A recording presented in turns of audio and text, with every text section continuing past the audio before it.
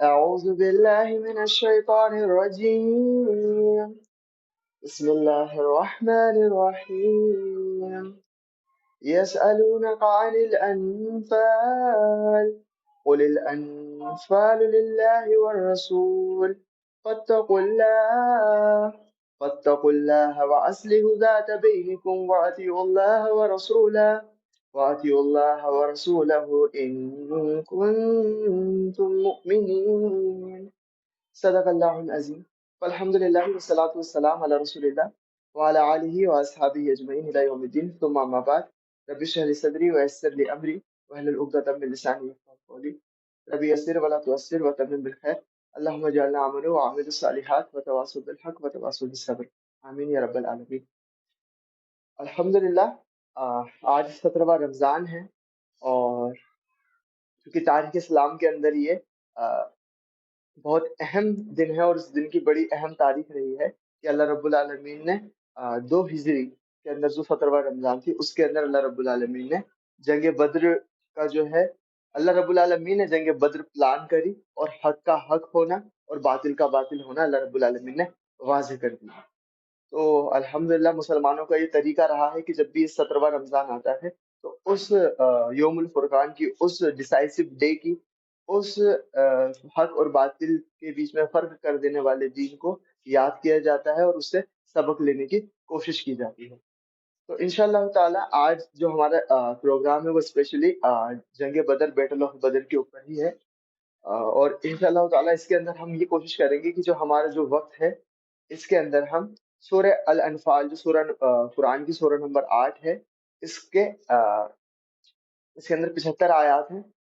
कोशिश ये करेंगे कि क्योंकि ये जो सूरह है अल्लाह रब्बुल आलमीन ने जब जंग बद्र हो गई तो उसके बाद अल्लाह रब्बुल आलमीन ने इस सूरह को नाजिल करा और इस सूरह के अंदर जंग बद्र से मुतालिक और मुसलमानों को अल्लाह रब्बुल आलमीन जो हिदायत करना चाह रहे थे और काफिरीन जो मुसलमानों के खिलाफ लड़ने आए थे उनको जो बात अल्लाह रब्बुल आलमीन समझाना चाह रहे थे और उसी के बीच जो मुनाफिकीन थे उनसे जो अल्लाह रब्बुल आलमीन बात करना चाह रहे थे, तो तमाम गिरोह जो उस वक्त मौजूद थे, चाहे वो मोमिनीन का गिरोह हो, चाहे वो खुद रसूलुल्लाह सल्लल्लाहु अलैहि वसल्लम खुद हो, चाहे वो कुफार हो, चाहे वो मुनाफिकीन हो और चाहे वो यहूद के कबाइल हो जिनसे नबी करीम सल्लल्लाहु अलैहि वसल्लम ने मुआहिदा किया था, उन सब से अल्लाह रब्बुल आलमीन ने इस सूरह के अंदर बात की है।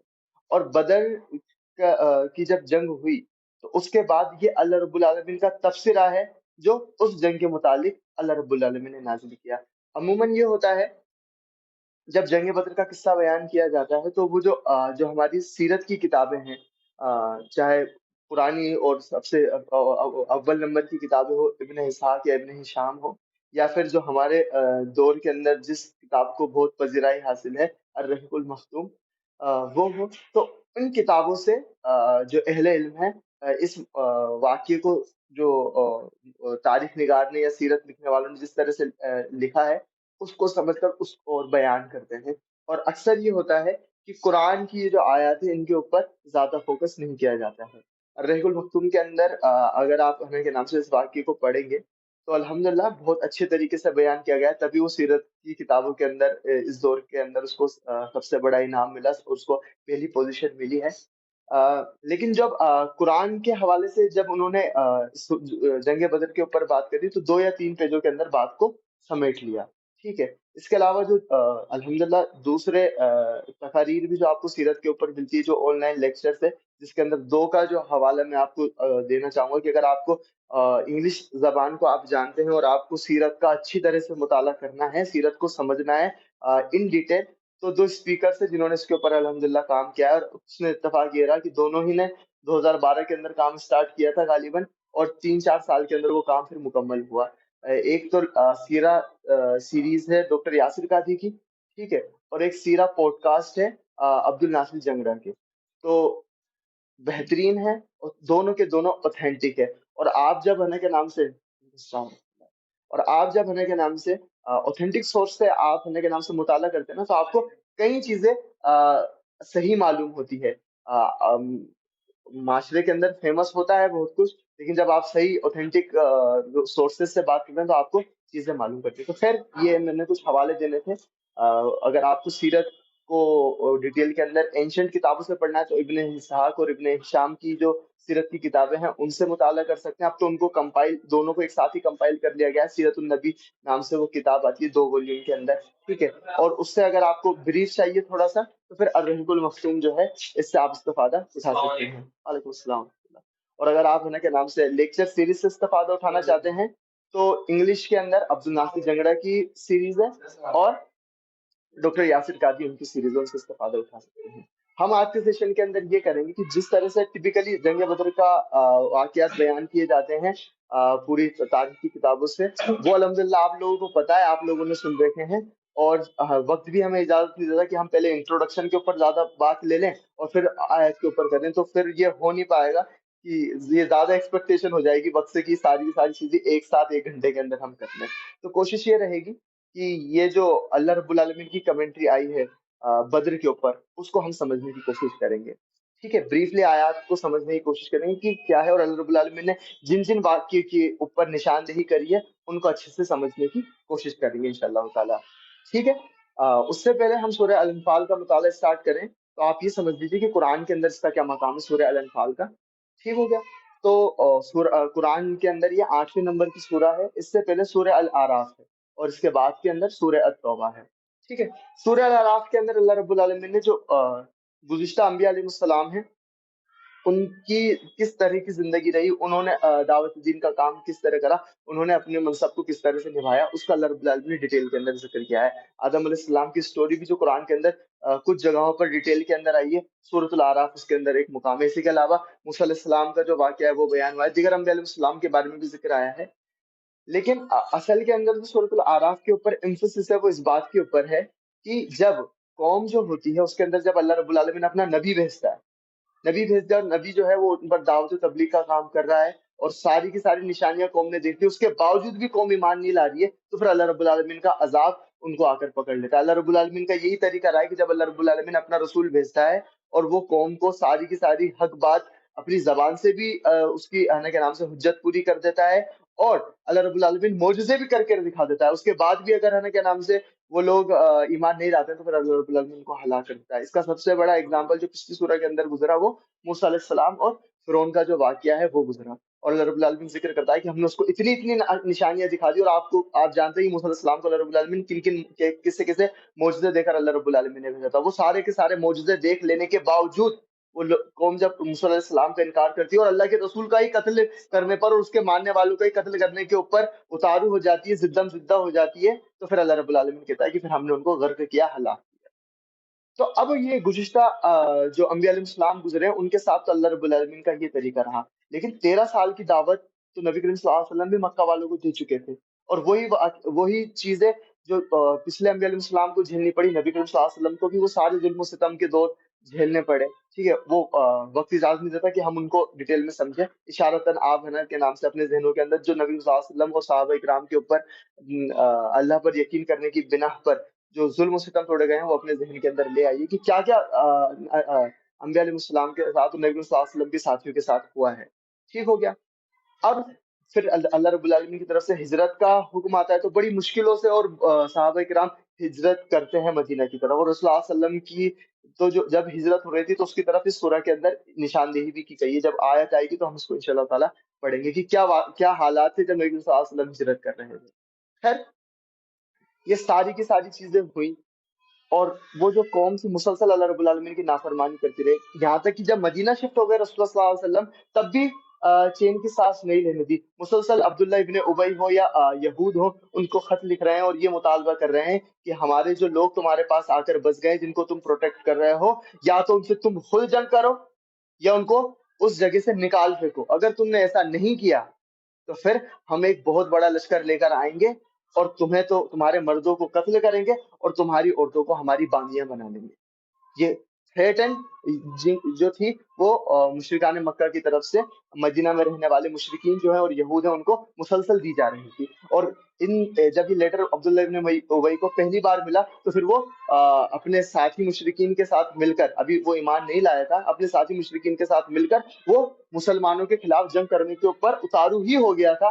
جب رسول اللہ صلی اللہ علیہ وسلم کو یہ خبر ہوئی تو رسول اللہ صلی اللہ علیہ وسلم جاتے ہیں وہاں پر اور عبداللہ ابن ابی اس کے جو ساتھی ہوتے ہیں اس سے خطاب کر کے یہ کہتے ہیں کہ لگتا ہے کہ قریش کی باتوں کا بڑا اثر تمہارے اوپر ہو گیا ہے، قریش کی باتوں نے بڑا تمہیں متاثر کیا ہے، اور کچھ قریش تمہیں کوئی نقصان نہیں پہنچا سکیں گے، بس وہ تو یہ چاہتے ہیں کہ تم خود ہی اپنے آپ کو ہلاکت میں ڈال دو۔ تو تم قریش کے کہنے کے اوپر کیا کرنا چاہتے ہو؟ کہ تم میں اپنے ہی رشتے داروں کا قتل کرنا چاہتے ہو، اپنے ہی قبیلے کے لوگوں کا قتل کرنا چاہتے ہو، اپنی بچوں اور اپنی بھتیجوں کا قتل کرنا چاہتے ہو؟ تو جب نبی صلی اللہ علیہ وسلم نے یہ بات کہی تو عبداللہ ابن ابی اور اس کے جو ساتھی تھے، خاص طور سے اس کے ساتھی، ان کا یہ جو ارادہ تھا رسول اللہ صلی اللہ علیہ وسلم سے جنگ کرنے کا، وہ ارادہ ختم ہو گیا، وہ تیتر بیتر ہو گئے، اور وہ جو فتنہ تھا وہ وہیں کے وہیں رسول اللہ صلی اللہ علیہ وسلم نے دبا دیا۔ اسی طرح کی کوششیں چلتی رہی، بہت سارے معاملات چل رہے تھے، لیکن اس کے باوجود بھی اللہ رب العالمین نے اپنے رسول کو جو حکمت سے نوازا تھا، اللہ رب العالمین چیزوں کو سیٹل کرتے جا رہے تھے۔ اس کے علاوہ ایک اور بات جو سیرت کا مطالعہ کرتے ہیں ہم، تو ہمیں پتہ چلتی ہے کہ ابھی سعد بن معاذ رضی اللہ تعالیٰ عنہ کا ایمان جو ہے وہ لوگوں کے اوپر واضح نہیں ہوا تھا، خصوصاً مشرکان مکہ کی طرف۔ تو ابھی بدر سے پہلے کا واقعہ، خود سعد بن معاذ کی بات کہتے ہیں کہ بدر سے پہلے کی بات ہے یہ، وہ گئے مکہ اور ان کی جو دوستی تھی وہ امیہ ابن خلف کے ساتھ تھی۔ امیہ ابن خلف جو حضرت بلال جن کے غلام تھے، اور جس نے حضرت بلال رضی اللہ عنہ کے اوپر بہت ظلم و ستم کیا تھا، اور بدر کے اندر یہ قتل بھی کیا ہوا تھا، ٹھیک ہے۔ تو سعد بن معاذ رضی اللہ عنہ کی ان سے بڑی دوستی تھی، بہت دوستی تھی، ٹھیک ہے۔ ایسا ہوتا تھا کہ جب ہنا کے نام سے امیہ ابن خلف یثرب کی طرف سفر کرتا تھا یا اسے شام جانا ہوتا تھا تو یثرب بیچ میں پڑتا تھا، تو یہ ان کے گھر رکا کرتا تھا۔ اور اسی طرح سے سعد بن معاذ کو جب کبھی یمن کی طرف جانا ہوتا تھا یا پھر اس راستے پر جانا ہوتا تھا جس کے اندر مکہ بیچ میں پڑتا ہو، تو سعد بن معاذ ان کے گھر رک کر ریسٹ کیا کرتا تھا۔ دونوں کی پکی دوستی تھی۔ جب نبی صلی اللہ علیہ وسلم ہجرت کر چکے تھے اور بدر سے پہلے کی بات تھی، جب یہ وہاں پر گئے مکہ کے اندر، تو امیہ ابن خلف کے یہاں پر رکے، اور امیہ ابن خلف کو انہوں نے کہا کہ تم مناسب وقت دیکھ کر مجھے وقت بتا دو، میں طواف کروں۔ ان کا معمول تھا کہ وہ جب مکہ جاتے تھے تو طواف کرتے ہی تھے۔ اب انہوں نے اسپیسیفک وقت کیوں مانگا؟ اس سے یہ بات ظاہر ہو گئی کہ لوگوں کے اندر، مکہ کے لوگوں کے اندر جو لوگ مسلمانوں کو سپورٹ کر رہے تھے، کیونکہ سعد بن معاذ حضرت اوس قبیلے کے سردار تھے، اوس قبیلہ جو تھا وہ رسول اللہ صلی اللہ علیہ وسلم کو پروٹیکٹ کر رہا تھا، تو مکہ کے لوگ اس بات کو پسند نہیں کر رہے تھے، خصوصاً مکہ کے سردار۔ لیکن امیہ ابن خلف کی کیونکہ دوستی تھی تو انہوں نے کہا کہ میں تمہیں ایک وقت بتاؤں گا جب زیادہ تر لوگ نہیں رہتے ہیں، کسی سے تمہارا ٹکراؤ نہیں ہوگا، تم آرام سے طواف کر کے نکل جاؤ گے۔ جب وہ طواف کرنے کے لیے گئے امیہ ابن خلف کے ساتھ، تو رستے میں اللہ کا کرنا ایسا ہوا کہ کون مل گیا؟ ابو جہل مل گیا، اور ابو جہل نے بھاپ لیا کہ اس وقت کے اندر تو کوئی طواف کرنے نہیں آتا، کوئی نہ کوئی، یا تو کوئی ارجنسی ہے، کسی کو کوئی اپنی کوئی منت ہی پوری کرنی ہے تو وہ شاید اس وقت طواف کرنے آیا ہو، یا پھر یہ شخص جو ہے نا سب سے اپنے آپ کو چھپانا چاہ رہا ہے، اس لیے اس وقت طواف کر رہا ہے۔ انہوں نے امیہ سے پوچھا کہ امیہ کون ہے یہ؟ بولے یہ سعد بن معاذ ہے۔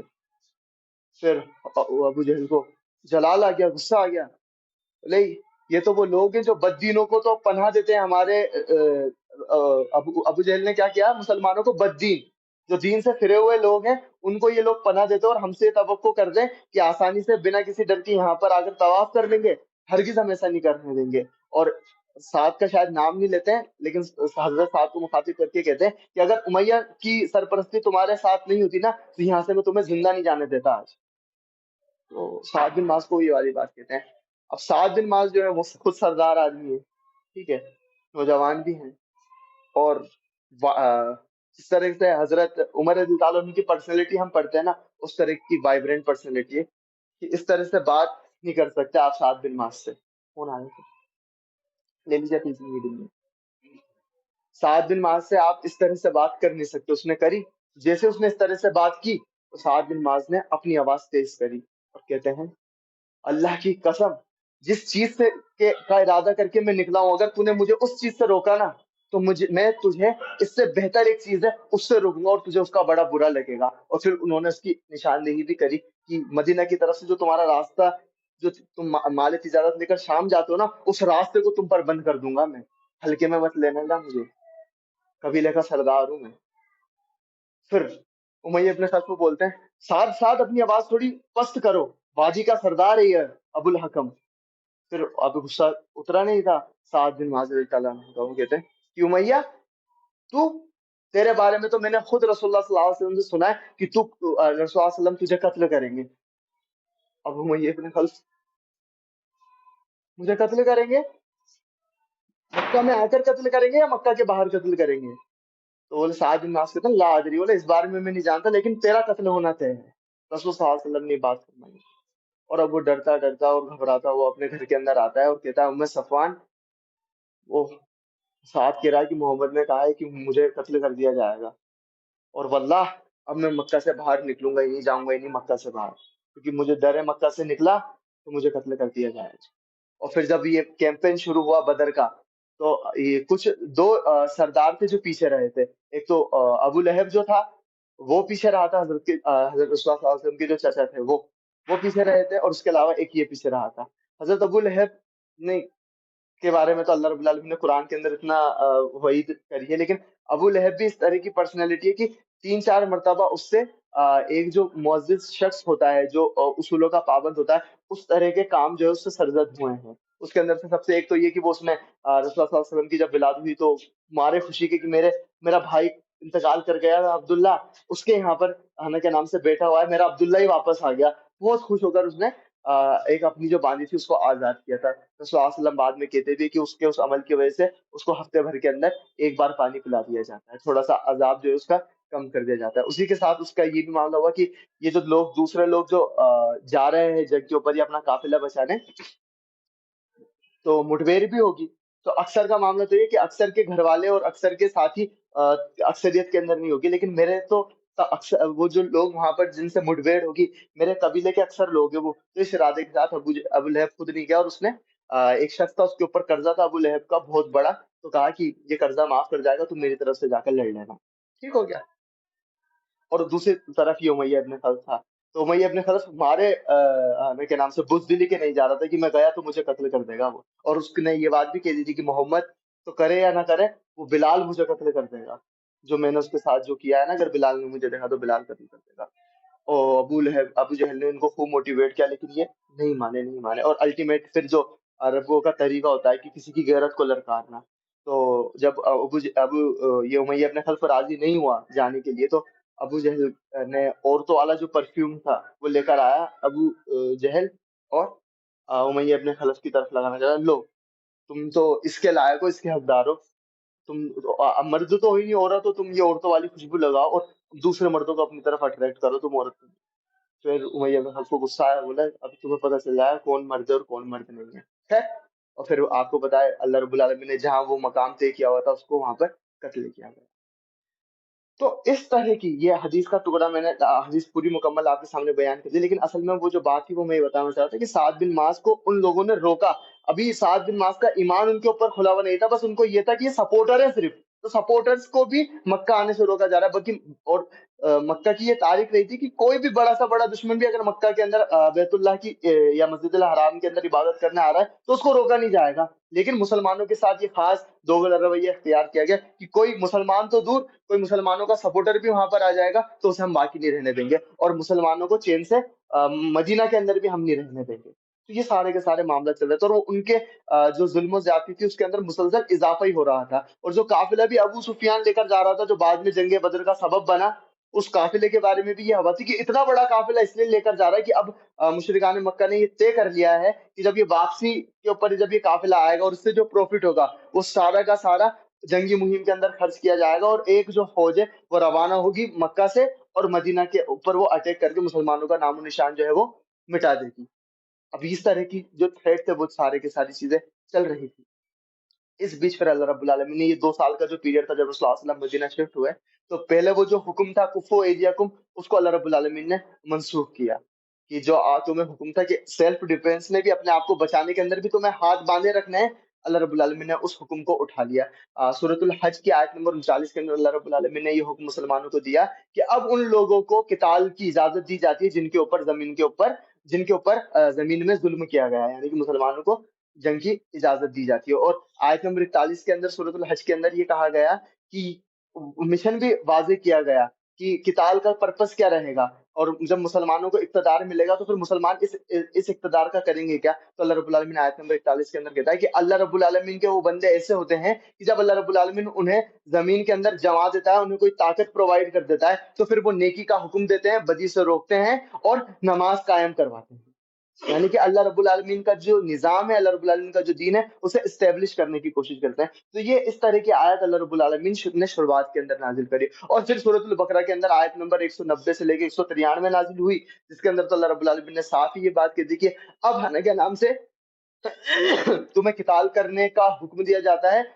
تمہارے دشمنوں کو تم جہاں پاؤ وہاں پر ان سے قتال کرو، جنگ کرو، اور ان کی گردنوں پہ وار کرو، اور ان سے قتال اور جنگ کرتے رہو جب تک کہ فتنہ پوری طرح سے ختم نہ ہو جائے اور دین جو پورا کا پورا اللہ رب العالمین کے لیے نہ ہو جائے.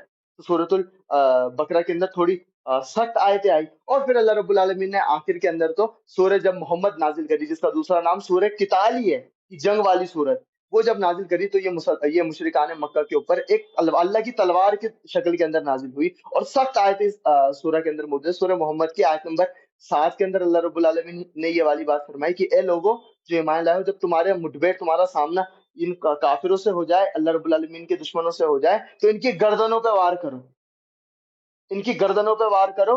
اور جب ان کو تم قید کرو تو سخت کیا نام سے سختی سے ان کو باندھو. سختی سے ان کو جب قید کر رہے ہو تو ان کی جو ہتکڑیاں ہیں، جو رسیاں ہیں، وہ سختی سے باندھو. اور بعد میں پھر تم چاہو تو ان پر احسان کر دو، یا فدیہ لے کر ان کو چھوڑنا چاہ رہے ہو تو چھوڑ سکتے ہو. یہ پورا کا پورا یہ سورہ انفال، جنگ بدر ہونے سے پہلے یہ پورا کا پورا قرآن کی ایک آیتوں کا سلسلہ چلا. اور جب جیسے جیسے یہ آیتیں نازل ہوتی رہی، اللہ رسول صلی اللہ علیہ وسلم نے تدریجاً جو کچھ سریے اور غزوات ہیں بدر سے پہلے وہ لڑے. الرحیق المختوم کے اندر 8 کا ذکر آتا ہے، سب کے اوپر ہم بات نہیں کریں گے. ہم نے تو صرف جنگ بدر کے اوپر ہی بات کرنا ہے. جنگ بدر کا جس سے تعلق ہے وہ میں آپ کے سامنے اس کی طرف اشارہ کر دیتا ہوں. ایک تو غزوہ عشیرہ ہے. غزوہ عشیرہ ہی اصل کے اندر وہ غزوہ ہے جس کے اندر رسول اللہ صلی اللہ علیہ وسلم نے مہاجرین کے ایک جتھے کو اس بات کے اوپر مامور کیا کہ ابو سفیان کا جو قافلہ آ رہا ہے، آپ لوگ وہ ابھی ہے نا کیا نام سے شام کی طرف روانہ ہوگا، آپ لوگ جائیے اور اس پر اٹیک کر لیجئے، کیونکہ مہاجرین کا مال ہی تو وہ لوگ بیچنے جا رہے تھے. کیا ہوا تھا، مہاجرین جب ہجرت کر کر آئے تھے ان کا سارا مال مکہ کے اندر رہ گیا تھا. انہوں نے مہاجرین کا جو مال ہے وہ لینے نہیں دیا تھا. پلس ان کی بیوی بچے وہاں پر تھے، اور اس سے پہلے جب وہ وہاں پر رہتے تو ان کے اوپر بڑے ظلم و ستم کیے گئے تھے، اور غلاموں کو تو کئیوں کو شہید بھی کر دیا گیا تھا.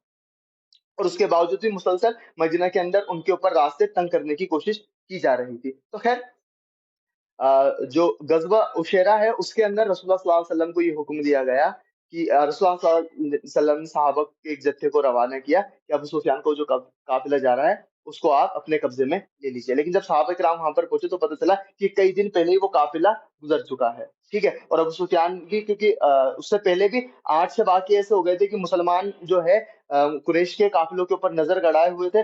تو ابو سفیان جو تھے وہ بڑے سنسیئر اور سمجھدار شخص تھے. یار مجھے تو بچا کر لے کر بھی جانا ہے اور بچا کر لانا بھی ہے مسلمانوں سے. اب تک ہے نا کیا نام سے مسلمانوں نے حملہ نہیں کرا ہے کسی قافلے کے اوپر. اگر اب میں اس قافلے کو لے کر جا رہا ہوں، حملہ کر دیا تو میری سرداری کے اوپر سوال اٹھ جائیں گے. تو ایک خود کے ناک کی بھی بات تھی. ٹھیک ہے. تو اب پہلی بار کے اندر وہ جو قافلہ تھا وہ نکل گیا اور مسلمان واپس سے مدینہ کے اندر آ گئے. پھر ایک اور کیا نام سے وفد ہے وہ رسول اللہ صلی اللہ علیہ وسلم نے روانہ کیا عبداللہ بن جہش رضی اللہ تعالیٰ عنہ کی صدارت کے اندر، یا ان کو امیر بنا کر بھیجا. اور عبداللہ بن جہش جو ہے وہ اللہ کے صلی اللہ علیہ وسلم کے چچیرے بھائی ہیں. زینب بن جہش کا بنت جہش کا نام آپ سنتے ہیں نا، جن کی رسول اللہ صلی اللہ علیہ وسلم سے نکاح ہوا تھا، انہی کے بھائی تھے. ٹھیک ہے. تو ان کو روانہ کیا اور ان کو کہاں بھیجا؟ نخلا بھیجا. اب نخلا کہاں ہے؟ مکہ اور ہے نا کے نام سے طائف کے بیچ کے اندر ایک جگہ ہے، وہاں پر نخلا پڑتی ہے. تو مدینہ سے کتنی دور جا کر کتنی دور کا سفر کیا، اور اتنی دور سفر کر کر رسول اللہ صلی اللہ علیہ وسلم کی ذمہ داری تھی کہ وہاں جا کر جو مکہ والوں کا جو قافلہ ہے نا اس کی تمہیں خبر لے کر آنی ہے اور مجھے خبردار کرنا ہے اس سے متعلق. کیوں رسول اللہ صلی اللہ علیہ وسلم نے ایسا کیوں کرا؟ کہ کوئی قبیلہ والا تھا، یا اور کچھ لوگ کہتے ہیں کہ مشرکان مکہ نے اس کو بھیجا تھا، اور کچھ کہتے ہیں کہ نہیں، اس کا مشرکان مکہ سے کوئی تعلق نہیں تھا. ایک قرظ بن جابر نام کا شخص تھا، وہ مدینہ کی جو سرحدیں تھے اس کے اندر داخل ہوا، اور جو مدینہ کے رہنے والے جو لوگ تھے ان کے جو مویشی تھے وہ اٹھا کر لے گیا. یہ دکھانے کے لیے کہ یار مسلمانوں میں کوئی اتنی طاقت واقت نہیں، ان کا تو مال کوئی بھی کیسے بھی لے کر جا سکتا ہے. تو پھر یہاں پہ پھر رسول اللہ صلی اللہ علیہ وسلم نے اس چیز کو ریبیٹل کیا کہ ہم اتنے کمزور نہیں ہیں، اور مدینہ سے کچھ لوگوں کا جتھا ہے وہ روانہ کیا مکہ اور طائف کے ایک دم قریب کی جگہ کے اوپر، مدینہ سے اتنی دور. اور وہ لوگ وہاں پر کیا نام سے قافلے کی جو تھی وہ نگرانی کر رہے تھے. لیکن ہوا یہ کہ صحابہ کرام کے نے آپس کے اندر یہ مشورہ کر لیا کہ ہم اس قافلے کے اوپر حملہ کر دیتے ہیں، کچھ ہی لوگ ہیں، 4 جنے تو ہی ہیں، یہ سامان ہم اپنے ساتھ لے چلتے ہیں اور جو قیدی ہوں گے ان کو بنا لیں گے۔ لیکن اب ایک اختلاف یہ بھی ہوگا کہ رجب کی آخری تاریخ تھی اس دن، تو حرام مہینے چل رہے ہیں، اس کے اندر لڑائی کری تو کیا کریں گے، اور اگر ایک دن رکتے ہیں تو پھر یہ اپنا سامان یہاں سے لے کر چلے جائیں گے، ہمارے ہاتھ سے قافلہ نکل جائے گا۔ تو پھر اسی بات کے اوپر صحابہ کرام کی رائے بنی کہ حملہ کر دو، تو انہوں نے حملہ کر دیا، ایک شخص وہاں قتل ہو گیا، ایک شخص بھاگ گیا، دو کو انہوں نے قیدی بنا لیا اور سارا مال لے کر وہ مدینہ آ گئے۔ جب رسول اللہ صلی اللہ علیہ وسلم کو یہ بات پتہ چلی، رسول اللہ صلی اللہ علیہ وسلم نے رسول اللہ صلی اللہ علیہ وسلم بڑے ناراض ہوئے، یار آپ کو اس لیے کام پر تھوڑی نہ میں نے بھیجا تھا، آپ نے یہ کیا کیا؟ تو پھر رسول اللہ صلی اللہ علیہ وسلم نے ان دونوں جو شخص تھے ان کو آزاد کیا، جو مال لے کر آئے تھے صحابہ وہ روانہ کیا، اور جو ایک شخص قتل ہو گیا تھا اس کے بدلے خون بہا بھی دے کر اسے روانہ کر دیا۔ یہ چیز ہو گئی، اور اب پھر خبر ہوئی کہ ادھر سے ابو سفیان کا وہ جو قافلہ جو نکل گیا تھا وہ دوبارہ آ رہا ہے۔ تو پھر رسول اللہ صلی اللہ علیہ وسلم نے صحابہ اکرام کو مشورہ کیا کہ قافلوں کے تعاقب کرنے جانا ہے، قافلے کو اپنے قبضے میں لینے کے لیے جانا ہے۔ تو اللہ کے صلی اللہ علیہ وسلم نے اصحاب کو آواز لگائی، اور پھر 313 یا صحیح مسلم کی حدیث کو ہم صحیح مانیں اور اس کے اوپر بھروسہ کریں جو حضرت عمر بن خطاب رضی اللہ عنہ سے، تو اس کے اندر میں 319 تعداد آئی کہ 319 صحابہ کے ساتھ رسول اللہ صلی اللہ علیہ وسلم خود اس قافلے کے تعاقب کے لیے نکلے۔ لیکن ابو سفیان بھی بڑے سمجھدار تھے، ان کو پتا تھا کہ مسلمانوں اللہ کے نام سے حملہ کریں گے، کیونکہ پہلے بھی وہ تعاقب میں آ گئے تھے، اب جب ریٹرن جا رہے ہوں گے تو زیادہ پروفٹ کما کر لے کر جا رہا ہوں تو اب حملہ کریں گے۔ تو ان نے اپنے جو جاسوس تھے وہ پہلے ہی بھیج رکھے تھے، اور جاسوس نے خبر دے دی کہ ہاں مسلمانوں کا ایک بڑی جماعت 313 319 300 لوگوں کے قریب، کچھ کم کچھ زیادہ، آپ کے قافلے کے تعاقب کے اندر آ رہے ہیں۔ ادھر سے انہوں نے کیا کیا، ایک تیز گھڑ سوار کو روانہ کر دیا، کہاں پر؟ مکہ کی طرف۔ اور مکہ کی طرف روانہ کرتے ہی وہ جو شخص تھا جیسے مکہ پہنچا، اس نے وہی جو مکہ کا ٹریڈیشن تھا، اپنے جانور جو تھا اس کے کان کاٹ دیے، ایک تہنا بیچ کے اندر ایک گھاو کر دیا اور اپنے کپڑے پھاڑ دیے، اور کہنے لگا کہ اے مکہ والو، اے مکہ والو، تمہارے قافلے کو بچاؤ، تمہارے قافلے کو بچاؤ، تمہارے قافلہ جو ہے اس کے پیچھے محمد اور اپنے ساتھیوں کے ساتھ آ گیا، اور مجھے لگتا ہے تم اپنے قافلوں کو نہیں بچا پاؤ گے، اور مجھے تو لگتا ہے تم اپنے قافلوں کو بچا نہیں پاؤ گے۔ اور یہی بات وہ بار بار کہتا ہوا پورے مکہ کے اندر پھر گیا۔ ابو جہل کو موقع مل گیا، ابو جہل جو تھا اس نے کہا کہ یہ بار بار کا جھنجٹ ہی ختم کرتے ہیں، ہم خود اپنے قافلے کو بچانے لے کر چلیں گے۔ اور وہ جو فوج جو تیار ہوئی، اس کا جو سپہ سالار ہے، اس نے ابو جہل کو بنایا گیا، اور یہ بات پورے مکہ کے اندر ہوئی کہ ہر قبیلے کا سردار ہے یا ہر قبیلے سے جو لوگ ہیں وہ اس جنگ کے اندر جائیں گے، یا اپنے جو قافلہ ہے اس کی حفاظت کے لیے جائیں گے۔ کوئی بھی قبیلہ جو ہے وہ گھر پر نہیں رکا رہے گا، اس لیے ہر قبیلے سے ہر بڑا سردار گیا۔ لیکن ایک پریشانی ان کے سامنے یہ بھی آ گئی کہ یہ بنو ہاشم کی کیا، مکہ کے اندر جو پورے کے پورے قبیلے رہ رہے تھے، مکہ والے جو تھے ان کا جھگڑا چل رہا تھا، بنو بکر ایک قبیلہ تھا اس سے، ٹھیک ہے، اس کی ایک پوری ہسٹری ہے، وہ آپ کتابوں سے پڑھ لیجیے گا کہ بنو بکر اور مکہ والوں کے بیچ کے اندر کیا رائیولری چل رہی تھی۔ تو ان کو یہ ڈر تھا کہ ہم یہاں سے اپنی فوج روانہ لے کر ہوئے تو یہ بات کی امید ہے کہ بنو بکر والے جو ہیں وہ پیچھے سے حملہ کر دیں، ٹھیک ہے۔ تو پھر شیطان سراقہ بن مالک جو ہے اس کی شکل کے اندر مکہ کے اندر آیا، مکہ کے جو سرداروں ہے ان کی جو میٹنگ چل رہی تھی اس کے اندر آیا، اور اس نے ان کو یہ مشورہ دیا، کیونکہ یہ بات اس ڈر کی وجہ سے یہ بات طے ہو گئی تھی کہ قافلے کے اندر بڑے لوگ نہیں جاتے، اور کچھ لوگ جا کر ہی اپنے قافلے کو بچا کر لے آتے، اور کوئی بڑی جنگ نہیں ہوتی۔ تو شیطان کو تو نے تو اس بات کو بڑا معیوب سمجھا، تو شیطان کس کی شکل لے کر آیا؟ سراقہ بن مالک۔ سراقہ بن مالک کو آپ جانتے ہیں کون ہے؟ سراقہ تو بہت فیمس نام ہے، ابھی بولوں گا نا ویسے یاد آ جائے گا۔ سراغا تمہارا کیا حال ہوگا جب انا کے نام سے کیسر کے جو کنگن ہے وہ تمہارے ہاتھوں کے اندر ہوں گے۔ جب رسول اللہ صلی اللہ علیہ وسلم ہجرت کرنے جا رہے تھے، جو شخص جس کو رسول اللہ صلی اللہ علیہ وسلم اور ابو بکر مل گئے تھے وہ کون تھا؟ سراقہ بن مالک ہی تو تھا۔ اور اس کے گھوڑے نے اس کو بار بار، جب وہ رسول اللہ صلی اللہ علیہ وسلم کے قریب جاتا تو اس کا گھوڑا بار بار اس کو پٹک دیتا تھا، اور اس کے اوپر یہ بات ظاہر ہو گئی کہ اس شخص کو نقصان نہیں پہنچایا جا سکتا۔ اور پھر حضرت رسول اللہ صلی اللہ علیہ وسلم نے یہ بات کہی تھی کہ سراقہ تمہارا کیا حال ہوگا جب کیسر کے جو کنگن ہے نا وہ تمہارے ہاتھوں کے اندر ہوں گے۔ اور پھر وہ روانہ ہو گیا، اور پھر وہ اس سراقہ نے اس وقت بھی رسول اللہ صلی اللہ علیہ وسلم نے کہا میں آپ لوگوں کی مدد کرنا چاہتا ہوں، آپ بتائیں کس طرح سے مدد میں کر سکتا ہوں، میرے پاس کچھ کھانے کا سامان ہے، آپ لوگ لے لیجیے۔ پھر اللہ کے رسول صلی اللہ علیہ وسلم نے حضرت ابو بکر سے کہلوا دیا کہ نہیں، تمہارا مال اور تمہارا کھانا جو ہے تمہیں مبارک ہو، اور تم تو بس یہ کرنا کہ کوئی لوگ آ رہے ہوں تو انہیں کہہ دینا کہ اس طرف کوئی ہے نہیں، بس تمہاری طرف سے یہ مدد ہو جائے گی۔ اس مدد کا احسان اللہ رب العالمین نے حضرت عمر کی خلافت کے اندر اس طرح سے چکایا کہ رسول اللہ صلی اللہ علیہ وسلم جو کہا تھا کہ کیسر کا جو لباس ہے، جب رومن امپائر کو مسلمانوں نے فتح کر لیا تو اس کا جو لباس ہے حضرت عمر رضی اللہ عنہ نے اسے پہنوایا، اور اسے پہن کر وہ چلا بھی، وہ سارا کا سارا کنگن وغیرہ جو ہے اس نے ڈالے تاکہ رسول اللہ صلی اللہ علیہ وسلم کی کہی ہوئی پیشن گوئی پوری ہو جائے۔ خیر، تو سراقہ بن مالک کی شکل کے اندر شیطان مکہ کے سرداروں کے بیچ کے اندر، اور نے کہا کہ بنو بکر والوں سے میری دوستی ہے، آپ ٹینشن مت لو، اللہ کے نام سے تو آپ کے جانے، آپ جب جائیں گے تو پیچھے سے کوئی آپ کے قبیلے کے اوپر حملہ نہیں کرے گا۔ تو اس مشورے کو انہوں نے قبول کر لیا، لیکن سراقہ بن مالک کے اوپر بھی انہیں اتنا اعتماد نہیں تھا، یہ نہیں بھائی ہم اپنے بھی بچوں کو کیسے چھوڑ کر چلے جائیں۔ تو اس وجہ سے خالد بن ولید رضی اللہ تعالیٰ عنہ کو وہ وہاں پر چھوڑ کر گئے کہ خالد تم نے یہاں ہی رہنا ہے، اگر بنو بکر پیچھے سے کوئی شرارت کرتے ہیں یا جنگی مہم، جنگی دستہ لے کر آتے ہیں تو تم ان کا مقابلہ کر لو، اور خالد تم اکیلے ہی کافی ہو، زیادہ لوگوں کو رکنے کی ضرورت نہیں ہے۔ تو خالد ابن ولید اس لیے بدر کے اندر نہیں آئے تھے، بدر کے اندر اللہ رب العالمین نے اس طرح سے روکا خالد بن ولید کا آنا۔ ٹھیک ہو گیا؟ تو خیر، اب جب وہ روانہ ہوئے اور اس طرف سے وہ گھڑ سوار آ گیا، اب ایک طرف تو یہ چیز ہوئی، اور اسی بیچ کیا ہوا، جس شخص کو مسلمانوں سے قتل ہو گیا تھا نا حرمت والے مہینے کے اندر، اس کے بھائی کو بھی ابو جہل نے موٹیویٹ کر دیا کہ تم یہ جو لوگ رکنے کی تھوڑا کم ہمتی دکھا رہے نا، کہو ان کی گرد کو للکارو کہ میرے بھائی کو ان لوگوں نے قتل کیا تھا، آج قصاص کا وقت ہے، آج بدلہ لینے کا وقت ہے۔ تو دو چیزیں ہو گئیں، ایک تو قافلہ لوٹنے کے اوپر آمادہ ہو گئے ہیں، اور دوسرا ہمارے بندے کا بھی ان لوگوں نے قتل کیا تھا، آج وہ وقت ہے کہ ان سے بدلہ لیا جائے گا، اور وہ جنگی مہموں کو پوری کی پوری طرح سے روانہ ہوتی ہے۔ ادھر اللہ کے صلی اللہ علیہ وسلم جب ہے نا کیا نام سے قافلے کے پیچھے روانہ ہو رہے ہوتے ہیں تو اللہ رب العالمین حکم دے دیتے ہیں کہ دو دو دو چیزیں ہیں، ان دونوں میں سے کوئی ایک چیز ہے وہ تمہارے آج ہاتھ لگنی ہے، اور اللہ رب کے رسول صلی اللہ علیہ وسلم سمجھ جاتے ہیں کہ اللہ رب العالمین کا اشارہ یہاں قافلے کی طرف نہیں ہے، اللہ رب العالمین ایک خونی جنگ چاہتا ہے۔ ٹھیک ہے، اور اس سے پہلے ایک اور چیز جو میں بتانا رہ گیا کہ جنگ بدر سے جو سیرت لکھنے والے ہیں وہ یہ بات کہتے ہیں کہ جو تحویل قبلہ والی آیات ہیں وہ 3 یا 4 ہفتے پہلے ہی رسول اللہ صلی اللہ علیہ وسلم کے اوپر نازل ہوئی تھی۔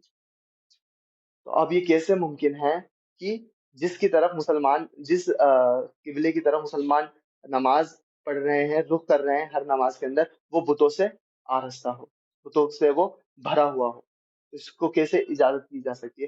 تو مشرکان مکہ جو رسول اللہ صلی اللہ علیہ وسلم کی دعوت کو، یہ ساری بات اتنی بڑا جو بیک گراؤنڈ میں نے آپ لوگوں کے سامنے کہا، واپس سے ہم پیچھے چلتے ہی اس لیے کہا کہ رسول اللہ صلی اللہ علیہ وسلم جو ان کو دعوت دے رہے تھے، ایک تو انہوں نے ان کی دعوت کا اقرار نہیں کیا بلکہ مخالفت کے اندر اور شدید ہو گئے، جب ہجرت بھی کر گئے ہیں تب بھی وہ رسول اللہ صلی اللہ علیہ وسلم کے لیے اور مسلمانوں کے لیے سختیاں پیدا کر رہے ہیں۔ تو پھر اللہ رب العالمین نے یہ فیصلہ کیا کہ اب ان لوگوں کے اوپر جو عذاب استحصال ہے، جب قوم اپنے رسول کی باغی ہوتی ہے، رسول اس کے اندر موجود ہوتا ہے اور اس کی انکاری ہوتی ہے، اور رسول جب ان سے ہجرت کر جاتا ہے تو پھر اللہ رب العالمین کا عذاب جو ہے اس قوم کے اوپر آتا ہے۔ پچھلی قوموں کے اندر یہ ہوتا تھا کہ اللہ رب العالمین کوئی نیچرل ڈیزاسٹر جو تھا، کچھ سپر نیچرل چیز کر کر ان لوگوں کو ان قوموں کو ہلاک کر دیا کرتا تھا جو رسول کی باغی تھی، رسول کی نافرمان تھی۔ رسول اللہ صلی اللہ علیہ وسلم کے کیس کے اندر کیا ہوا؟ رسول اللہ صلی اللہ علیہ وسلم کے کیس کے اندر یہ ہوا کہ اللہ رب العالمین نے عذاب استحصال کا ذریعہ مسلمانوں کی تلوار کو بنا، اور یہ جو عذاب استحصال ہے اس کا جو پرانی امتوں پر آیا، اس کا ذکر سورۃ الاعراف کے اندر ہے، اور نبی کریم صلی اللہ علیہ وسلم کی قوم نے کے اوپر یہ کس طرح سے آیا، اس کا ذکر سورہ انفال کے اندر ہے، سورہ نمبر 8 میں، اور سورہ توبہ میں ہے۔ جو عذاب استحصال کی جو پہلی قسط ہے، جو پہلا شروعات ہے، جو ابتدا ہے، وہ بدر سے ہوئی، اور بدر کا ذکر سورہ انفال میں ہے، اور اس کا اختتام فتح مکہ پر ہوا، اور فتح مکہ کی جو بات ہے وہ سورہ توبہ کے اندر ہے۔ تو اس طرح سے قرآن کی جو صورتیں ہیں آپس کے اندر کنیکٹڈ ہیں، یہ الگ ٹپ کوئی اس طرح سے مجموعہ نہیں ہے صورتوں کا کہ آراف جو ہے یہ تو مکی صورت ہے، انفال اور توبہ جو ہے یہ مدنی صورت ہے، ان کے آپس میں تو کوئی ربط ہی نہیں ہے۔ نہیں، آپ جب پونڈر کریں گے تو آپ کو پتہ چلے گا الحمدللہ قرآن جو ہے وہ پورا کا پورا الحمدللہ اس طرح سے منظم ہے۔ ٹھیک ہو گیا؟ تو اب یہ جو سورہ انفال ہے، سورہ انفال کے اندر اللہ رب العالمین جو ہے جو جنگ بدر جو ہوئی اس کے اوپر تبصرہ کر رہا ہے۔ تھوڑی سی بات اور میں اس کے اندر کہہ کر یہ انٹروڈکٹری بات پوری مکمل کر لوں کہ رسول اللہ صلی اللہ علیہ وسلم نے کیا، جب جنگ ہوئی سامنے، جنگ کی تو ڈیٹیل میں آپ کے سامنے رکھوں گا نہیں، اس کو اگر آپ کو دیکھنا ہے تو آپ کتابیں پڑھ لیجیے، یا پھر عمر سیریز کے اندر اس کو بہت اچھے طریقے سے فلمایا گیا ہے، اس کے اندر سے آپ بڑی آسانی سے دیکھ سکتے ہیں اور چیزوں کو سمجھ سکتے ہیں۔ ٹھیک ہو گیا؟ لیکن جب جنگ پوری مکمل ہو جاتی ہے تو پھر دو مسئلے مسلمانوں کے سامنے پیش آتے ہیں. ایک تو جو مال غنیمت بچتا ہے اس کے بارے میں کہ اس مال غنیمت کا کیا کرنا ہے، اور دوسرا جو قیدی تھے، جو پی او ڈبلوز تھے، کچھ سردار تو قتل ہو گئے تھے لیکن کچھ کو قید کر لیا گیا تھا، تو ان قیدیوں کے ساتھ کیا کرنا ہے. یہ دو مسئلے تھے، ٹھیک ہے. لیکن اس کے اندر جو بڑا مسئلہ ہوا وہ مال غنیمت کے بارے میں مسلمان جو ایمان والے صحابہ کرام تھے ان کے بیچ کے اندر آپس کے اندر اختلاف ہو گیا. تقریباً چار جو ہے وہ گروہ بن گئے، کیونکہ جب جنگ ہو رہی تھی تو کچھ لوگ تھے ایمان والے جو کفار کا مقابلہ کر رہے تھے، کفار کا قتل کر رہے تھے اور کفار کا پیچھا کر رہے تھے، ٹھیک ہے، اور ان کو قیدی بنا رہے تھے. ایک گروہ تو یہ تھا. دوسرا گروہ وہ تھا جو مال غنیمت جو ہے وہ اکٹھا کر رہا تھا.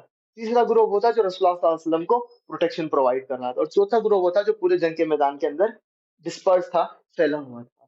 مال غنیمت اکٹھا کس نے کری؟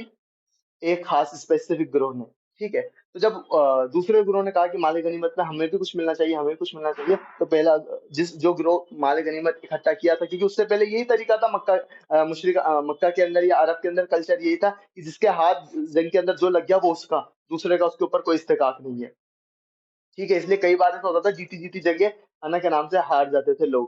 جو قبیلہ تھا جیتی ہوئی جنگ ہار جاتا تھا، آپس کے اندر ہی لڑائی بھڑائی ہو گئی مال غنیمت کے چکر کے اندر، ٹھیک ہے. تو اب ہرنے کے نام سے وہی مسلمانوں نے وہی طریقہ دکھایا، کیونکہ انہوں نے وہی ٹریڈیشن پتا کہ جس کے ہاتھ لگ گئی وہی چیز اس کی. تو جنہوں نے مال غنیمت اکٹھا کری تھی وہ کہہ رہی تھی یہ تو ہماری ہے ساری کی ساری، تو ہم تو اس میں سے تمہیں کچھ بھی نہیں دیں گے. اور جو دوسرا گروہ تھا وہ یہ کہنے لگا کہ یار ہم تو رسول اللہ صلی اللہ علیہ وسلم کو پروٹیکٹ کر رہے تھے اس لیے ہم مال غنیمت نہیں اکٹھا کر پائے، ہمارا بھی حصہ بنتا ہے اس کے اندر. ایک گروہ جو دشمنوں کو مار رہا تھا اس کو قیدی بنا رہا تھا، اس نے یہ کہا کہ ہم نے سارے دشمنوں کو روکا ہوا تھا، اس کی وجہ سے تو آپ لوگ نے کیا نام سے مال غنیمت اکٹھا کر پائے، ہم ہی نہیں کرتے تو پھر آپ کیسے کرتے؟ سب سے زیادہ حق تو اس پر ہمارا ہے، ہمارا مال غنیمت کے اوپر حق بنتا ہے. اور پھر یہ اس طرح سے ڈیبیٹس ہونے لگی، باتیں زبانوں سے ہوتے ہوتے دلوں کو چبھنے لگی، اور مسلمانوں کے اندر بہت ایک دوسرے کے لیے تھوڑی سی دل کے اندر جو ہے وہ سختی ڈیولپ ہونے لگ گئی. اب جب اللہ رب العالمین نے یہ معاملہ دیکھا، اسی وقت کے اوپر اللہ رب العالمین نے یہ جو سورۃ الانفال، اس موقع کو غنیمت جان کر اللہ رب العالمین نے پورے بدر کے اوپر، اللہ رب العالمین نے اپنے جنگ بدر کے اوپر اپنا تبصرہ کرا، اور وہ یہ سورہ الانفال کی شکل کے اندر ہمارے سامنے موجود ہے. ٹھیک ہو گیا. کیونکہ انٹروڈکشن کے اندر اتنی بات ہو گئی ہے، سورہ انفال جو ہے اس کو مکمل کرنا تو مشکل رہے گا. جتنی ہو جائے گی انشاءاللہ تعالیٰ، کیونکہ میں الحمدللہ اس کے 11 پارٹ جو ہے سورۃ الانفال کو میں نے ڈیوائڈ کرا ہے. اکثر تو یہ ہوتا ہے کہ ہم جو اس کے علاوہ جو دوسری سورہ کا ہم مطالعہ کرتے ہیں اس کے اندر اسرار صاحب کا ڈیٹیل لیکچر مل جاتا ہے یا استاد نعمان علی خان کا لیکچر مل جاتا ہے، تو اس سے آسانی ہو جاتی ہے کہ سیکشن بنانے کے اندر مجھے دقت ہوتی نہیں ہے، کیونکہ بنا بنایا ہوا کام مل جاتا ہے. اب سورہ انفال کے اوپر نا استاد کا ڈیپر لک ہے، نہ ڈاکٹر اسرار صاحب کا. اور ایک کتاب جس سے میں استفادہ کرتا ہوں قرآن صورتوں کا نظم جلی، اس کے اندر 8 سیکشن کے اندر تو انہوں نے ڈیوائڈ کیا ہوا ہے، لیکن وہ بہت سطحی لیول کا کام ہے. وہ ایک دم جس طرح سے استاد ڈیپ کے اندر جاتے ہیں یا عربوں نے جس طرح سے کام کیا ہے اس لیول کا کام نہیں. لیکن الحمدللہ اس کام کی میں اسے ناقدری بھی نہیں کر رہا، بہت الحمدللہ بہت اہم اور امپورٹنٹ کام ہے. اچھے ٹائم پر بریک کر رہا ہے.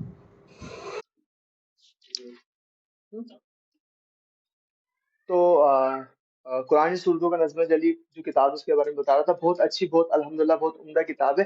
اگر آپ کو کے نام سے قرآن صورتوں کو ایک رنگ اسٹرکچر میں یا پھر آنے کے نام سے ایک چارٹ کے اندر ایک سورہ کے اندر کیا کیا مضمون بیان کیے گئے ہیں اس کو سمجھنا ہے تو الحمدللہ اس سے آپ سمجھ سکتے ہیں. لیکن پھر یہ ہے کہ کیونکہ قرآن کے اوپر تو کام ہوتا رہتا ہے، خزانہ ہے یہ، تو آپ کبھی اس سے اتفاق بھی کر سکتے ہو اور کبھی آپ کو لگ سکتا ہے کہ یار نہیں اس کو اور ریفائن کیا جا سکتا ہے. خود جو مصنف ہے وہی بار بار اپڈیٹ کرتے رہتے ہیں اپنی ان چیزوں کو، تو اس طرح سے تو پھر وہ اس کے اندر اس سے 8 سیکشن دیکھے، پھر اس کے بعد یہ لگا کہ نہیں تھوڑا سا اور سوچنا چاہیے. تو پھر میں نے خود نے اس کو کر کے، کیونکہ الحمدللہ اللہ رب العالمین استاد نعمان علی خان کو جزائے خیر دے، استاد ہیں ہمارے وہ، انہوں نے جس طرح سے قرآن کو سمجھنا سکھایا ہے کہ قرآن کے اندر کیا اسٹرکچر ہوتا ہے، اس کا کیا آرڈر ہوتا ہے. پھر پوری سورہ کا مطالعہ کرنے کے بعد اس کو ڈفرینٹ سیکشن کے اندر میں نے کیا. اور الحمدللہ جس طرح سے آپ دیکھیں نا استاد عمر علی خان یہ والی چیز کرتے ہیں کہ جیسے 11 سیکشن ہیں تو پہلے سیکشن کا 11ویں سیکشن سے ریلیشن ہوتا ہے، سیکنڈ سیکشن کا جو لاسٹ سیکنڈ یا 10th نمبر کا جو سیکشن اس سے ہوتا ہے. جب یہ میں کیونکہ اس سے پہلے میں نے کبھی کیا نہیں تھا، کیونکہ جب یہ میں نے پہلی بار کیا تو الحمدللہ وہ مطلب یہ اتنی سدھم والی بات ہو گئی، ہینس پروف، کہ ہاں یہ ہے، یہ اسٹرکچر ہر سورہ کے اندر ہے، تھوڑا غور و فکر کرنے کی ضرورت ہے، اور وہ جو کوہیرنس ہے نا آپ کو آرام سے مل جائے گا انشاءاللہ تعالیٰ. ٹھیک ہو کیا؟ تو اس کے اندر سے یہ ہے کہ آج ہم انشاءاللہ تعالیٰ پہلا یا دوسرا جو سیکشن اس کو کور کر لیں گے، اور کیونکہ 10 منٹ ہے انشاءاللہ تعالیٰ، اس کے اندر ہم کوشش کریں گے. ٹھیک ہے. خیر، تو میں نے آپ کو یہ بتایا کہ جب سورہ الانفال نازل ہو رہی تھی، کس موقع کے اوپر نازل ہوئی؟ خاص طور سے جب مال غنیمت کے بیچ کو لے کر جھگڑا ہو گیا. صحیح بخاری کے اندر بھی جب اس کے بارے میں حدیث آتی ہے، کتاب التفسیر کے اندر سورہ انفال کا جو چیپٹر ہے، پہلی حدیث کے اندر ہی ہے نا کیا نام سے، جو عبداللہ ابن عباس رضی اللہ تعالیٰ عنہ سے، تو انہوں نے کہا کہ یہ جو سورہ ہے سورہ انفال، پہلے تو انہوں نے یہ کہا کہ پہلی حدیث جو ہے وہ اس کے الفاظ یہ ہیں کہ یہ بدر کے کنسرن میں، بدر کے متعلق اللہ رب العالمین نے نازل کری. تو جو ہم بار بار یہ بات کہتے ہیں نا کہ سورہ انفال جو ہے بدر کے اوپر تبصرہ ہے، تو یہ قول کس کا ہے؟ عبداللہ ابن عباس رضی اللہ تعالیٰ عنہ کا. ایک بات. دوسری بات، وہ یہ کہتے ہیں کہ آنا کے نام سے جو عین موقع تھا بدر کا، اس کے اندر یہ نازل ہوئی. اور پھر جب مفسرین اس کا ذکر کرتے ہیں، وہ کہتے ہیں کہ جو اللہ رب العالمین جس طرح سے یہ انداز ہے جو بیان ہے اللہ رب العالمین کا شروعات کر رہا ہے، تو یہ تبھی کی بات ہے جب مسلمانوں میں مال غنیمت کو لے کر اختلاف ہو گیا تھا، اور وہ اپنی آوازیں بلند کرنے لگے تھے اس موقع کو لے کر. تو اللہ رب العالمین آیت دیکھیے کس انداز سے شروع کرتا ہے، سورہ کی افتتاح کیسے کرتا ہے. ہونا تو یہ چاہیے تھا بدر، بھائی بدر ہوئی ہے، مبارک ہو، بہت مست آپ لوگوں نے کام کیا، اللہ نے کے نام سے آپ سے راضی ہو، خوش و خرم ہو، آپ آباد رہیں، وغیرہ وغیرہ، یہ وہ اس طرح سے ہونا چاہیے تھا. مسلمانوں میں تو اس طرح کی بات چل رہی تھی، کتنی بڑی چیز ہوئی ہے، اتنا بڑا معاملہ ہوا ہے. لیکن یہاں پر کیا ہوا؟ پھر ہوسٹ کون رہے گا اس کا میٹنگ کا؟ فیضان بھائی، ہوسٹ کون رہے گا اس کا میٹنگ کا؟ اعظم بھائی آپ ادھر آ جاؤ، ویسے تو کوئی آئے گا نہیں، آئے تو ایڈ کر لینا اس کے اندر. ٹھیک ہے. ٹھیک. تو خیر، اس کو ہی ہوسٹ رہنے دیجیے، اس ڈیوائس کو، ہے نا. تو اب اللہ رب العالمین نے جب تبصرہ چالو کیا، تو اللہ رب العالمین نے ڈانٹا مسلمانوں کو. یسألونک عن الانفال، یہ لوگ آپ سے انفال کے بارے میں سوال کرتے ہیں. قل الانفال للہ ورسولہ، جو انفال ہے نا وہ اللہ اور اللہ کے رسول کی ہے. میری ہے، اس کی اتنی ہے، اس کا اتنا، اس کا اتنا، اس کا اتنا، ساری کی ساری جو انفال ہے وہ اللہ اور اللہ کے رسول کی ہے. فاتقوا اللہ، اللہ رب العالمین کا تقوی اختیار کرو. وَأَصْلِحُوا أَعْمَالَكُمْ، اور وَأَصْلِحُوا ذَاتَ بَيْنِكُمْ، اور اپنے معاملات جو ہے وہ درست کرو. وَأَطِيعُوا اللَّهَ وَرَسُولَهُ إِن كُنتُم مُؤْمِنِينَ، اور اللہ کے رسول کی اطاعت کرو اگر حقیقت کے اندر مومنین میں شامل ہو. اب اصحاب بدر کو یہ بات کہی جا رہی ہے، تکرار کے ساتھ اللہ رب العالمین نے کیا کہا کہ اللہ اور اللہ کے رسول کا ذکر کرا. پہلے تو یہ کہتے کہ انفال اللہ اور اللہ کے رسول کی ہے، اور اللہ کا تقوی اختیار کرو، اپنے معاملہ ٹھیک کرو، اور اللہ اور اللہ کے رسول کی اطاعت کرو اگر حقیقت کے اندر مومنین میں ہو تو. اللہ رب العالمین ڈاٹا.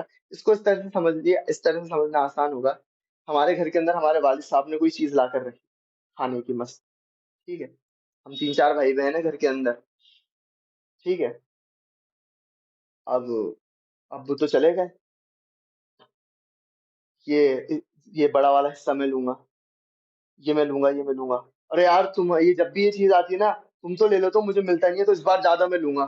یار تمہاری غلطی، تم نہیں لیتے، اس بار آئیے تو اس بار تو برابر ہی بٹے گا. نہیں میں زیادہ لوں گا، نہیں میں کم لوں گا، میرے کو زیادہ بھوک لگ رہی ہے، میں نے تو صبح سے کچھ نہیں کھایا. اور آپس کے اندر لڑائی جھگڑے گھر کے اندر. والد صاحب کو باہر سے آواز آنے لگ گئی، یہ کس بات کے اوپر لڑ رہے ہیں. جیسے اندر آئے تو پتا چلا فریج کے اوپر وہ جو چیز رکھی تھی اس کے لیے لڑ رہے ہیں. والد صاحب آتے ہیں اور کہتے ہیں لڑ رہے ہو، بیٹھو سارے کے سارے یہاں پر، یہ جو چیز رکھی ہوئی ہے یہ ساری کی ساری میری اور تمہاری ممی کی ہے، تمہارا کچھ بھی نہیں ہے. اور پھر والد صاحب جو ہم سب کے ساتھ ہوتا ہے، ایک لیکچر ملتا ہے، تمیز سے رہنا سیکھو، انسان بن جاؤ. اور خیر اب تو ماں باپ نہیں مارتے، اپن کو تو پٹائیاں وٹائیاں ہوئی ہیں سب کی، ٹھیک ہے. یہاں تو سب پٹنے والے ہی بیٹھے ہیں، ٹھیک ہے. پٹائی وٹائی بھی ہو جاتی ہے، اور جن کی ہاتھوں سے نہیں ہوئی ان کی زبانوں سے پٹائی ہو جاتی ہے خوب ساری. 20 1 منٹ کا لیکچر سننے کے بعد پھر کیا ہوتا ہے؟ پھر ابو خود ہی وہ چیز لے کر آتے ہیں، اور یہ تمہاری، یہ تمہاری، یہ تمہاری، اور چاروں بچے جو ہیں وہ بیٹھ کے چپ چاپ سے سارے، اب کوئی جھگڑا لڑائی جھگڑا نہیں ہو رہا، سارے معاملہ سیٹل ہو گئے. ایسے اللہ رب العالمین نے انفال سے سورہ کی افتتاح کری کہ انفال کے بارے میں بات کر رہے ہیں، اپنے اعمال کو، اپنے معاملات کو صحیح کر لو. ساری انفال جو ہے وہ اللہ اللہ کے رسول کی ہے، اللہ اور اللہ کے رسول کی اطاعت کرو. اگر ایمان والے ہو تو. اور اللہ رب العالمین اس بات کا جواب دے گا آیت نمبر 41 کے اندر کہ انفال میں سے کس کا کس کے لیے حق ہے. اس کے بیچ میں جو 39 آیت آ رہی ہیں اس کے اندر اللہ رب العالمین ہے وہ کس سے بات کر رہے ہیں؟ یہ جنگ بدر کے اوپر جو تفسیر اللہ رب العالمین کا ہے وہ آ رہا ہے. اب یہ جو آیت نمبر 2، 3 اور 4 ہے اس کے اندر اللہ رب العالمین ایمان والوں کی صفت بیان کر رہے ہیں. ٹھیک ہے. اب یہاں پر اللہ رب العالمین نے کیا کیا، اس کا بھی کنیکشن ہے آیت نمبر 1 اور 2 کا بھی. کیا کہا اللہ رب العالمین نے؟ قل الانفال للہ ورسولہ، کہ انفال اللہ اور اللہ کے رسول کی ہے. لیکن جو کمزور ایمان والے ہو سکتے ہیں وہ کیا بات کہیں گے؟ اللہ اور اللہ کے رسول کی کیوں ہے؟ جان تو ہم نے بھی لگائی ہے، ہمت تو ہم نے بھی دکھائی ہے، جانیں تو ہم نے بھی لڑائی ہے، ہمیں بھی ملنا چاہیے. لیکن پھر کیا کہا گیا؟ فاتقوا اللہ، اللہ کا تقوی اختیار کرو. کس طرح کے خیالات اپنے دماغوں کے اندر لانے دے رہے ہو؟ وَأَصْلِحُوا ذَاتَ بَيْنَكُمْ، کیا یہ مال غنیمت کے چکر کے اندر اپنے بھائیوں کا حق چھیننا چاہ رہے ہو؟ اپنے بیچ کے اپنے معاملات جو ہیں وہ درست کرو، اللہ اور اللہ کے رسول کی اطاعت کرو. اور اللہ اور اللہ کے رسول کا حکم کیا ہے کہ انفال ساری کی ساری کس کی ہے؟ بھائی ہماری تو انفال ہے. صحابہ کرام کا پھر یہ رد عمل آیا کہ اللہ اور اللہ کے رسول کی انفال ساری ہماری نہیں ہے. اور کہا ان کنتم مومنین، اگر تم مومنین ہو تو، ایمان والے ہو تو. اور اب آگے کی جو آیت ہے ان کے اندر مومنین کا ڈسکرپشن آ رہا ہے. اس آیت کا ترجمہ کریں گے. اس آیت کی جو تشریح ہے اس کے اندر جو بات آپ کو بیان کرنی ہے وہ ہم جو نیکسٹ ایپیسوڈ رہے گا بدر کے اوپر اس کے اندر کور کریں گے. لیکن ابھی آیتیں سن لیجیے. رمضان کے متعلق بھی یہ بہت اہم آیتیں ہیں. ٹھیک ہے. اور رمضان کے مہینے کے اندر ہی اللہ رب العالمین نے یوم الفرقان کی نعمت سے ایمان والوں کو نوازا. ٹھیک ہے. انما المؤمنون الذین اذا ذکر اللہ وجلت قلوبہم، کہ مومنین تو صرف وہ ہیں. اور استاد اس کے اندر یہاں پر بات کہتے ہیں کہ انما المؤمنین، مومنون والی جو بات ہے نا وہ قرآن کے اندر اللہ رب العالمین نے 4 جگہوں پر ہی بیان کی ہے. ٹھیک ہے. 2 بار تو یہاں اس سورہ کے اندر آ جائے گا، سورہ انفال کے اندر. ایک آپ لوگ جانتے ہیں یہ کہاں پر ہے؟ ہاں نہیں، سورہ الحجرات پڑھی تھی، انما المؤمنون اخوۃ. ٹھیک ہے. وہاں پر بھی یہ والی بات ہے. اور ایک اور ہے، اور وہ جو چوتھی جگہ ہے نا اس کا بھی مطالعہ ہم والنٹیئر ڈسپلن والی جو سیریز ہے اس کے اندر کر چکے کہ مومنین تو صرف وہ ہیں جو اللہ اور اللہ کے رسول سے جب اجتماعیت کام کے اندر ساتھ لگے ہوتے ہیں تو اجازت طلب کر لیتے ہیں. دیکھو اللہ رب العالمین کس طرح سے سیکوینس کراتا ہے. اپن کے حصے کے اندر چاروں ہی لگاتار سیکوینس وائز آ گئی. ٹھیک ہے. الحمدللہ. ٹھیک ہے. جبکہ یہ کوئی پلاننگ نہیں ہوتی، ایسے ہو گیا اپنے آپ سے. ٹھیک. تو اللہ رب العالمین یہ کہہ رہا ہے کہ ایمان والے تو صرف اور صرف وہ ہیں الذین اذا ذکر اللہ وجلت قلوبہم، کہ جب کبھی بھی اللہ کا ذکر ان کے سامنے کیا جاتا ہے وجلت قلوبہم، ان کے جو دل ہیں وہ خوف سے سہم جاتے ہیں. اور پھر آگے جو فرمایا وَإِذَا تُلِيَتْ عَلَيْهِمْ آیاتُهُ، اس کا ترجمہ یہ ہے کہ یہ جو اللہ کا جو ذکر ہے، ذکر اللہ کے اندر جو اللہ کا ذکر ان کے سامنے کس طرح سے آتا ہے؟ وہ اس طرح سے آتا ہے کہ وَإِذَا تُلِيَتْ عَلَيْهِمْ آیاتُهُ، جب ان کے سامنے اللہ رب العالمین کی آیاتیں پڑھی جاتی ہے، ان کی تلاوت کی جاتی ہے، زادتہم ایمانا، اس سے ان کے ایمان کے اندر اضافہ ہو جاتا ہے. وَعَلَىٰ رَبِّهِمْ يَتَوَكَّلُونَ، اور وہ جو ہیں صرف اور صرف اللہ رب العالمین کے اوپر ہی بھروسہ کرتے ہیں اور کسی پر وہ بھروسہ نہیں کرتے. یہ ایمان والوں کی یہاں پر اللہ رب العالمین نے صفت کری. اب یہ ہو رہا ہے کہ تلاوت، جس تلاوت کو ہم تلاوت سمجھتے ہیں اگر وہ وہی تلاوت ہے تو الحمدللہ آج 17واں رمضان ہو گیا. آپ میں سے اکثر لوگ تراویح پڑھ رہے ہوں گے، مسجد کے اندر سن رہے ہوں گے. کیا آپ کا دل کے اندر جب آپ تراویح کی نماز پڑھ رہے ہوتے ہیں تو آپ کے دلوں کے اندر اللہ رب العالمین کا خوف آ جاتا ہے کیا؟ یا اباسیاں آتی ہے یا پیر دکھتے ہیں؟ کیا ہوتا ہے؟ اس کا مطلب ہے کہ تلاوت، جس کو ہم تلاوت سمجھ رہے ہیں نا کہ سنی لو، کم سے کم اللہ کا کلام تو جا رہا ہے. اللہ رب العالمین کہہ رہا ہے کہ ایمان والے تو صرف وہ ہیں جن کے سامنے جب اللہ رب العالمین کی آیتوں کی تلاوت کی جاتی ہے وجلت قلوبہم، ان کے دل سہم جاتے ہیں اللہ رب العالمین کے خوف کی وجہ سے. اور جو وجل کے جو معنی بھی آتے ہیں وہ آتے ہیں اشد حال من الخوف، خوف کی سب سے عظیم ترین صورت. اللہ اس طرح سے ان کا دل سہم جاتا ہے جب ان کو لگ رہا ہوتا ہے نا کہ ہم نے کوئی غلطی یا خطا کی ہے اور اللہ رب العالمین کی طرف سے کوئی آیاتیں نازل ہو رہی ہیں تو وہ لرز جاتے ہیں، وہ سہم جاتے ہیں. ان کا معاملہ یہ ہوتا ہے. اور پھر اس کی اور وضاحت کی وَإِذَا تُلِيَتْ عَلَيْهِمْ آیَاتُهُ، جب ان کے سامنے اللہ رب العالمین کی آیتیں تلاوت کی جاتی ہے زادتہم ایمان، یہ تلاوت آیات ان کے ایمان کا اضافہ کر دیتی ہے. کیا ہمارے ایمان کے اندر اضافہ ہو رہا ہے؟ ہمارے تو نہیں ہو رہا. کیا صحابہ کرام کے ہوتا تھا؟ ان کے تو ہوتا تھا. پھر یہ کیا ریزن ہے کہ ان کے تو ہو رہا ہے ہمارے نہیں ہو رہا؟ تو اس کا جو ایک سب سے بڑا اور اہم ریزن ہے وہ یہ کہ صحابہ اکرام کی زبان ہی وہ زبان تھی جس کے اندر قرآن نازل ہوا، ان کو ڈائریکٹ سمجھ میں آ رہا ہوتا تھا کہ اللہ رب العالمین کیوں کہہ رہا ہے، اور قرآن کی اتنی اہمیت اور وقار تھا ان کے پاس کہ وہ بڑا دھیان سے اور تسلی سے اور بڑے غور سے سنتے تھے، اور ان کی لنگوسٹک، ان کی زبان پر پکڑ اتنی اچھی تھی کہ جو اللہ رب العالمین کہنا چاہ رہے ہوتے تھے قرآن کے ذریعے سے وہ براہ راست اس چیز کو سمجھ رہے ہوتے تھے، اور جہاں پر بھی کوئی الفاظ انہیں سمجھ میں نہیں آتا تھا تو رسول اللہ صلی اللہ علیہ وسلم سے سوال کر لیا کرتے تھے کہ اللہ رب العالمین نے یہاں پر کیا فرمایا، اور ہمارا ایٹیٹیوڈ کیا ہے، ہمارا تعلقات قرآن اور اللہ کی آیتوں سے کتنا ہے؟ کیا ہم اللہ رب العالمین کی آیات سن کر ہمارے ایمان کے اندر اضافہ ہوتا ہے؟ اگر نہیں ہو رہا ہے تو پھر ہمیں سوچنے کی ضرورت ہے کہ یار کہاں غلطی ہو رہی ہے، اس کی تلاوت، اس کی کتاب کی اس آیتیں جب پڑھی جا رہی تو اس سے ایمان میں اضافہ ہونا چاہیے، ہمارا کیوں نہیں ہو رہا؟ تو پھر آپ کو جب آپ اس پر غور و فکر کریں گے تو آپ کو پتہ چلے گا کہ سب سے بڑا بیرر ہے زبان کا۔ عربی کی بہت فضیلت ہے، بہت ہے، لیکن مسئلہ یہ ہے کہ اتنی فضیلت ہونے کے باوجود، اللہ اور اللہ کے رسول کی زبان ہونے کے باوجود مجھے عربی نہیں آتی یار، یا تو میں پھر عربی سیکھوں، اور ہر اسٹوڈینٹ کو، مسلم اسٹوڈینٹ کو عربی سیکھنا لازم ہے، لازم۔ آپ آپ اللہ کو کیا منہ دکھائیں گے؟ آپ پتہ نہیں کیا کیا چیزیں سیکھ رہے ہیں، اور آپ اللہ کے رسول کی زبان نہیں سیکھ رہے ہیں، کیا کیا نام سے عذر اللہ رب العالمین کے آگے پیش کریں گے؟ سوچیے تھوڑا اس بارے کی بات کو۔ اور اگر ابھی پھنسے ہوئے ہیں، گھرے ہوئے ہیں جو لوگ جو عربی زبان کو نہیں سیکھ سکتے ہیں، تو اب اس کی اوپر بھی جو لوگ عربی جاننے والے ہیں، جو علماء، انہوں نے اس کا آپ کی زبان میں ترجمہ کر دیا، اس ترجمے کو سمجھیے۔ ابھی بھی یہ جو 13 دن بچے ہوئے ہیں رمضان کے، یا 14 دن، جتنے بھی اللہ رب العالمین نے رمضان کے دن ہمارے حصے میں لکھے ہوئے ہیں، اگر ابھی تک ہے نا کیا نام سے قرآن کو سمجھنے کی کوشش نہیں کری تو سمجھنے کی کوشش کیجیے، ٹھیک ہے؟ اور پھر یہاں پر اللہ رب العالمین آگے کہتا ہے الذین، دوسرا ٹریٹ، دوسری خصوصیت ان کی بتا رہا ہے، الذین یقیمون الصلاۃ ومما رزقناہم ینفقون، کہ یہ وہ لوگ ہیں جو اللہ رب العالمین کے لیے نمازیں قائم کرتے ہیں اور جو رزق اللہ رب العالمین نے ان کو دیا ہے اس کے اندر سے خرچ کرتے ہیں۔ اولئک هم المؤمنین حقا، یہی لوگ، اور صرف یہی لوگ مومنین ہیں اصل میں۔ اللہ رب العالمین نے اتنی شدت کے ساتھ یہ کہہ رہا ہے، تو یہ دو آیتوں پر مزید ہمیں غور و فکر کرنا چاہیے، اور جو اسپیشلی ان دو آیتوں کے اندر جو کوالٹیز اللہ رب العالمین نے بیان کی ہے وہ کوالٹی ہمیں اپنے اندر ڈیولپ کرنی چاہیے۔ اور پھر اللہ رب العالمین کہتا ہے لہم درجات عند ربہم ومغفرۃ ورزق کریم، اللہ رب العالمین کے یہاں پر ان کے لیے درجے ہیں اور مغفرت ہے اور بہت پاکیزہ اور کے نام سے عزت کا رزق ہے۔ اللہ رب العالمین یہ والی بات کہتا ہے کہ مومنین کے لیے یہ ہے۔ یہاں پر ایک جو لفظ آیا درجات عند ربہم، تو اس کا ایک ترجمہ تو یہ کہ بڑے بلند درجے ہیں، لیکن جب اس کی ہم تشریح کے اندر جاتے ہیں تو یہ بات پتہ چلتی ہے کہ جنت، جو اللہ رب العالمین جنت ایمان والوں کو دے گا، ان جنتوں کے بھی مختلف درجے ہوں گے۔ اب یہ درجے کس بنا کے اوپر ہوں گے؟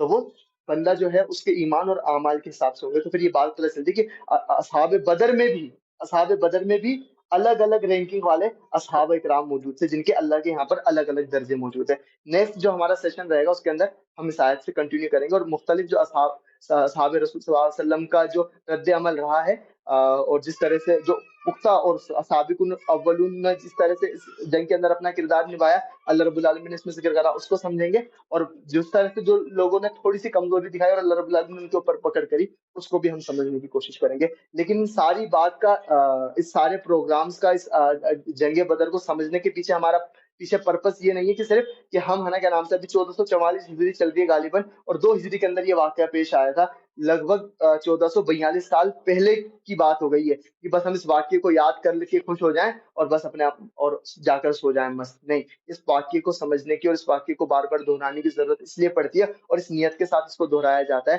کہ ہم صحابہ اکرام جیسا جو جذبہ ہے، ان کا جو ایمانی جذبہ تھا اللہ رب العالمین کے رسول کے لیے اور اللہ رب العالمین کے دین کی خدمت کے لیے، ویسی عقیدہ اور محبت ہم بھی رسول اللہ صلی اللہ علیہ وسلم سے پیدا کریں، اور ویسا ہی جذبہ ہم اللہ کے دین کے غلبے کے لیے اپنے اندر پیدا کریں۔ اللہ رب العالمین ہمیں مزید اس سورہ کو اور سمجھنے کی توفیق عطا فرمائے، جنگ بدر کو ہم اور اچھے سے سمجھیں اور اس کے پیغام کو اپنی زندگی کے اندر اتارنے والے بنے۔ بارک اللہ لی ولکم فی القرآن الحکیم ونفعنی وایاکم بالآیات والذکر الحکیم۔ جزاک اللہ خیر۔ بند کر دیجیے آپ۔